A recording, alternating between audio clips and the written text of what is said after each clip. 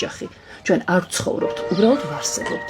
დრო გავყავს და ეს არ არის ბედნიერება. რაც შეეხება დანარჩენს, ანუ ამ ქვეყანაში ჩემი და ჩემი შვილების ცხოვრების და მომავლის პერსპექტივას. სამწუხაროდ სამსახურის დაკარგვაზე უფრო მტკივნეული იმ ღირებულებების ჩამოშლის პროცესი აღმოჩნდა, რომელზეც რამდენიმე ათწლეული მეგონა რომ მე და ის საზოგადოება სადაც ვცხოვრობ, შეთანხმებული ვიყავით. ის ყველაფერი, რასაც წიგნებში ვკითხულობდი, ჩემს თვალწინ ცოცხლდება და ცოცხლდება მთელი თავისი უბედურებით. დისტოპიური რეალობა, რაც მეგონა რომ წიგნის ფურცლებს არ გასცდებოდა, უკვე ქუჩებშია. საქართველოს უახლესი წარსული, რომელსაც ჩემი მასწავლებლები დიდი შთაგონებით ყვებოდნენ, მეორდება და ისინი, ვინც წარსულში მომხდარ ფაქტებს თამამად არ ქმნიდნენ სახელს, უბრალოდ დუმან.